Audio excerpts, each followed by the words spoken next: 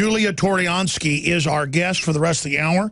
I appreciate her coming on with us. Then we have former number 4 at the NSA, top whistleblower, joining us, William Binney, for his 3rd visit with the InfoWars operation to break down the latest on what he calls a total totalitarian takeover with the NSA, with private interests that are given access to the data to corner markets and control society. We'll have open phones, and also your questions sent to Real Alex Jones will be brought up to him here on air. But first off, let's go to Julia. Julia, you did some reporting for us out at Bilderberg, did a great job over there in Copenhagen this year. So much is happening. Before we get into Bitcoin, you're traveling the world right now. Give us your take on what's happening with Russia and Ukraine, ISIS, Obama acting as a dictator, the Federal Reserve. I mean, just it's such a crazy time to be alive. And you believe things like Bitcoin are financial revolutions that could unseat the New World Order and make it as obsolete as a buggy whip when automobiles came in. Thanks for joining us. Hey, Alex. Thanks for having me. How are you? Good. Thanks for coming on. Well, I guess a point that I'd like to make is something I recently realized is that economics and technology is very far advanced, generationally more advanced than political thought. So what we have is we're playing this game within the current systems of politics, which haven't changed that much since politics existed.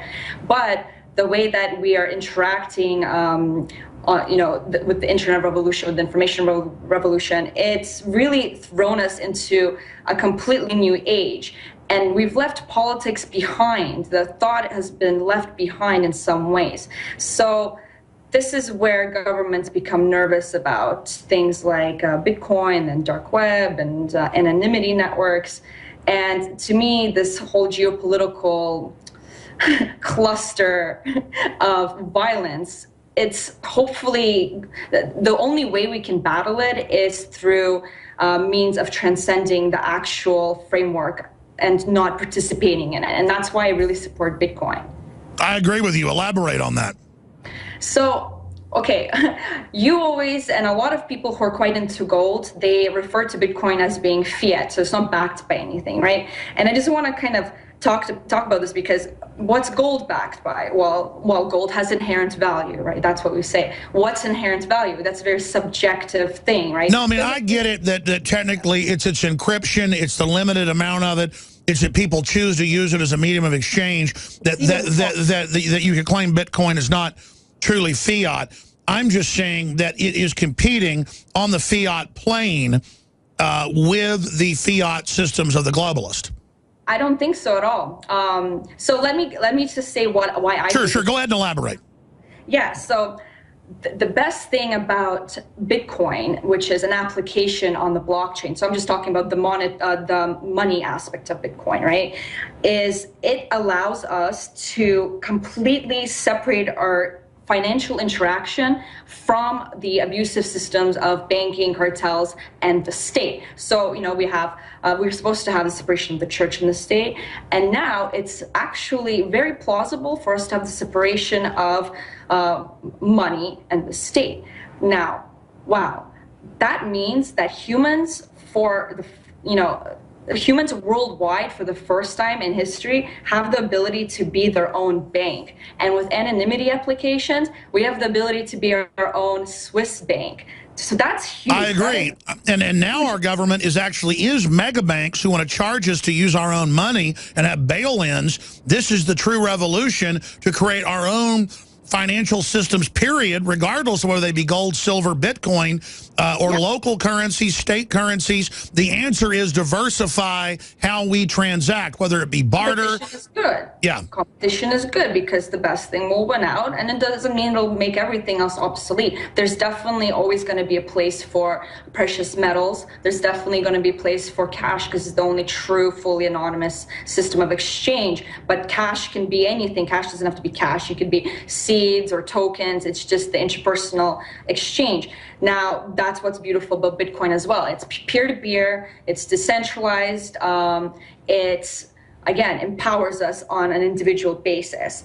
And another cool thing that I've been exploring lately is what is Bitcoin? Bitcoin is it's a protocol, which is just language, and language is speech, and speech is protected under the First Amendment. Getting interesting, right?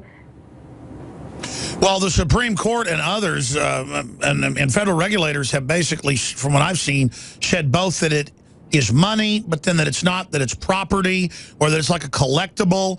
Yeah, they're trying to put it into their framework of control of this. They're trying to make laws for problems that don't exist, because the state is obsessed with overreaching, almost dogmatic, religious preventative action. Sure. Because they want to prevent events from occurring.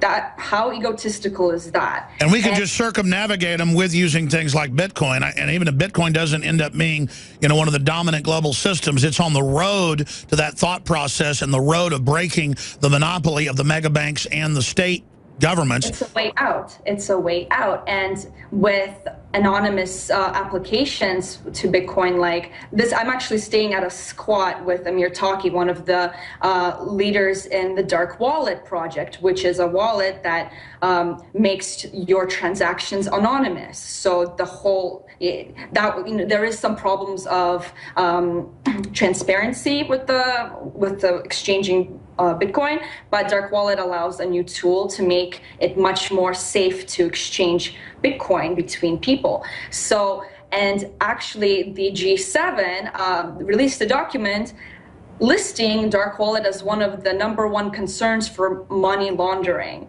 So the government, is very worried.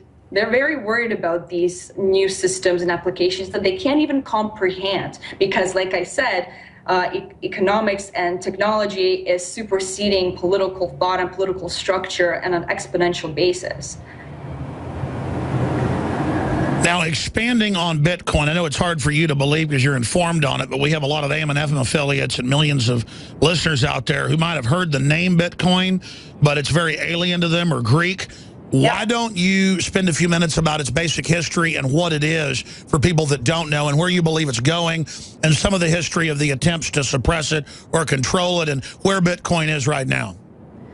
Sure. So I like to make the comparison that Bitcoin is almost like an online gold. It's deflationary. It's, in my opinion, non-fiat. It's limited. And it's mined, which is kind of a funny thing, right? It's very similar to gold.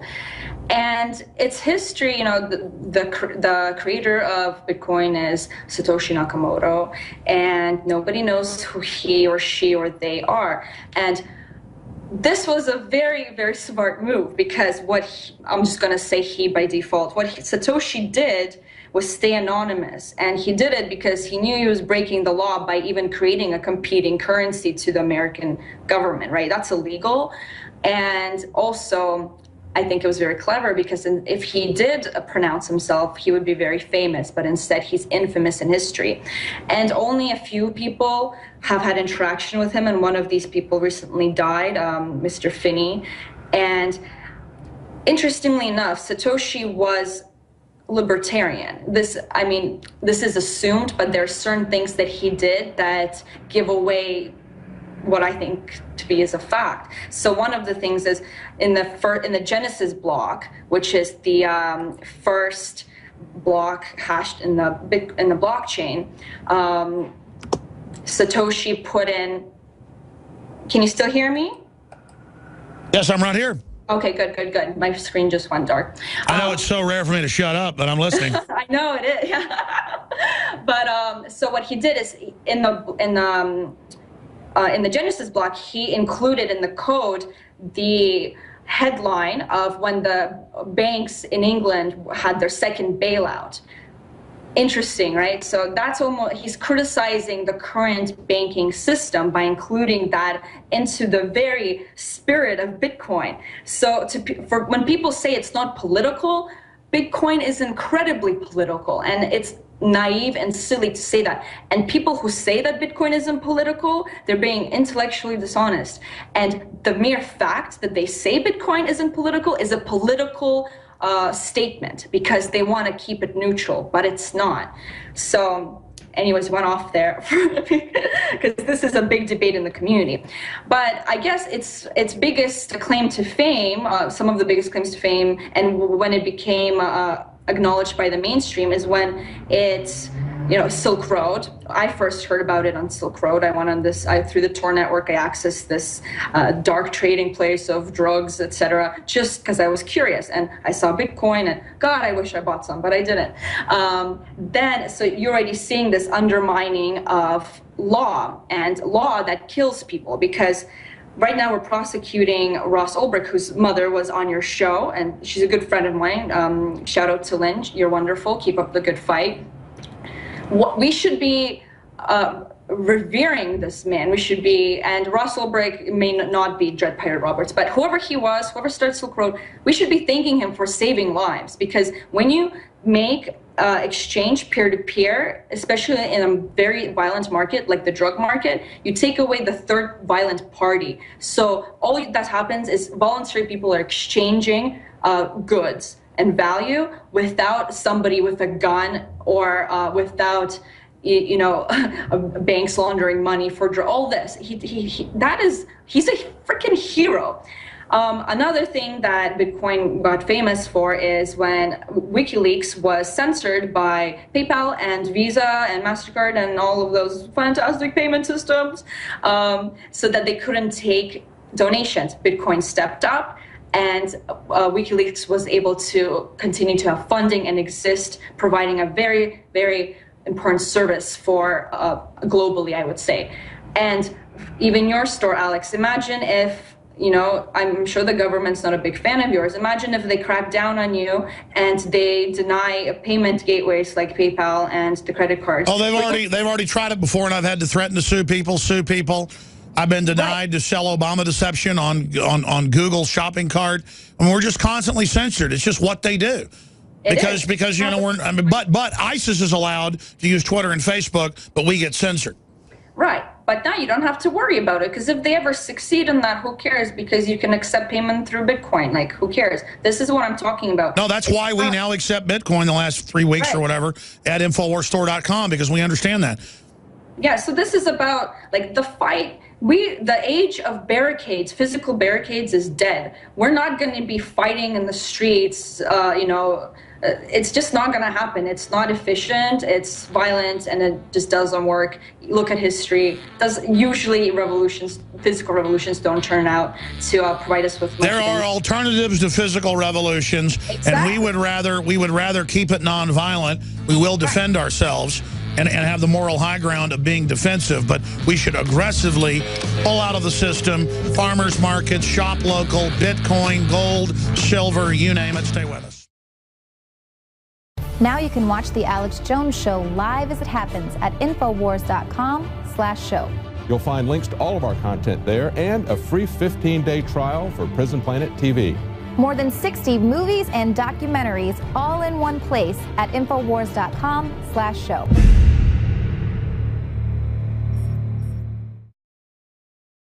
Okay, let's go back to our guest, Julia with BraveTheWorld.com, a Bitcoin activist who does a lot of interesting pro-Second Amendment reports, you name it. And she's getting into, really a revolution against tyranny by simply going around it with our choices. 20 years ago, you couldn't find organic food on store shelves. Now it's supplanting all the GMO, and they're taking corn syrup out of everything. So, and oh, corn syrup's safe. Eat it. GMO's safe. Okay, well, we're not going to eat it. And see, now we're destroying them that way. This is the answer. I agree with her. Other points that are important to make. Well, with Bitcoin and the technology behind Bitcoin, I think the term, I wouldn't use revolution, because to me revolution means that you're trying to change. I agree. It's transcending. It's simply circumnavigating. Yeah. It's transcending the system. It's leaving the system far behind in the dust while we're up here, and to the point of where we just don't really care what the state does, because it becomes obsolete and irrelevant. That's where I want to take it. But I forgot to mention a fun point for your viewers, because I know a lot of people are very into gold that listen to you, regarding Satoshi, the creator of Bitcoin. His symbolic birthday is actually the day that Roosevelt passed the Executive Order 6102, which forbade the hoarding of gold. So I think maybe Satoshi's giving, the gold bugs a shout out and the importance of having a gold-backed system. Well, I think it's good to have a diverse system, and I haven't sold any of the gold or silver I bought 15, 16 years ago as it went up or as it went down. It's a backup. But again, diversification is the answer. And I know the elites themselves are investing heavily in new cryptocurrencies and things. Yeah, diversify, decentralize, and disengage. That's right. Do you think Bitcoin's going to end up supplanting the Federal Reserve System like that Federal Reserve whistleblower said? Again, I just think it's going to be irrelevant. If it's interesting, people say, oh, Bitcoin is anonymous, it's transparent, blah, blah, blah, but that has its own applications. So imagine if politicians started to use Bitcoin and governments and banks started to use Bitcoin. Interesting, everything's recorded on a public ledger. So the transparency is there. So it would, we could see what the politician would give us an address to send our donations to, and we would see exactly what those donations are going to. Man dressed as ISIS jihadi crosses borders, simulates beheading in a major city. Just to illustrate, the border's wide open, but then they've got the TSA groping everybody. The war on terror is a hoax and a fraud. This is meant to expose the hoax, not bolster it. I'm like the progenitor of exposing the war on terror as a hoax day one, not bragging the granddaddy of it. So fools out there going, hey, Al-Qaeda works for the globalists. Yeah, I know, but it's like turning starving pit bulls loose on a bloody child. Just because you run the dogs doesn't mean they're not real. Trying to explain that. It's a globalist destabilization force so people can't live on their own, so they beg for centralized government. Problem, reaction, solution. They try to create anarchy, so you beg for the state, instead of letting natural anarchy through free association grow. Now, Julia, other points that are important to make here. How do you see them striking back, and how do you see Bitcoin making the old system obsolete? Because some could argue that they know the old system's going down, SDR is going to be fiat, that they actually might be behind Bitcoin because they want it to be the new system. Yeah, I just don't buy it because, it's incredibly difficult. You can't control it. You can't really, it's difficult to censor. And just like imagine doing an audit on Bitcoin. It's very, very difficult, much more difficult than the systems we have in place right now. What they would like is just a pure cashless society where we use credit cards for everything and government issued cards. Bitcoin is outside of that system. So I don't think it's favorable for that I don't think it fits into that conspiracy theory at all. But regarding the regulation, I agree with you. I don't think they're behind it. And the fact that its first message was against the banker bailout when it showed up 4 or 5 years ago, I think it's some type of super smart insider who's protesting the whole system. Yeah, it's, to say that it's the government conspiracy, I think it's giving governments way too much credibility. I just don't believe it. I think it's an individual or a small group of individuals that are innovative and have had freedom in their intention. And so, but let's talk about deregulation, because this is a big deal right now. The New York State Department of Financial Services and Superintendent Ben Lawsky, they've proposed a BitLicense for the state of New York. And it's incredibly overreaching and it stifles innovation. And I like to call it the ban on human interaction, because it defines cryptocurrency very broadly, and it states things like all the companies have to have fingerprints of all of their employees, background checks of people who are using their services. You have to be like your information has to be submitted if you make a transaction that's more than $3,000. It's really, really, really insane, and all the companies are actually leaving the state because they can't afford. You have to hire like 3 different regulation officers, compliance officers. So little companies are actually going to be destroyed if they do choose to stay in New York. And this is what happened in England with the automobile regulations. Guess what? America won the automobile race easily because they were so heavily regulated that nobody could do anything. And it's so overreaching that now, if anybody wants to transact with a company that is located in New York, they have to fall under those regulations too. So companies are going to have to deny, companies outside of New York are going to actually deny customers that live in New York. And then people will flee California and New York, come to Texas and act just the same way and ruin it again, not smart enough to know that they shouldn't crap in their own house. Exactly, Alex. And I have a good friend who's been in the headlines in the Bitcoin community quite a bit, and he had a business, and he's going to be moving to Austin, most likely. Awesome. Well, we got to get you in studio. Julia Turiansky, thank you so much for spending time with us. The website is bravetheworld.com. Julia Turiansky. At Brave the World. All right, absolutely. bravetheworld.com. Thank you so much. All right, we'll be back with the top NSA whistleblower.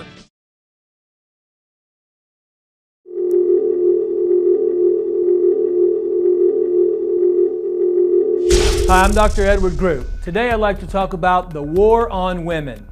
You've experienced and heard about the benefits of super male vitality. Now, the new formula has arrived. Introducing the new Super Female Vitality. I have specifically designed this formula to help the body naturally regulate itself without the use of artificial hormones. Key ingredients chosen from the highest quality sources. Each of these ingredients works synergistically with the female body in order to maximize overall vitality. You've heard the reviews and the feedback on how the original Super Male Vitality has revitalized relationships. Now, both the man and the woman can have the revitalization in their own bodies with Super Male Vitality and Super Female Vitality. Secure your Super Female Vitality today from our limited stock at InfoWarsLife.com.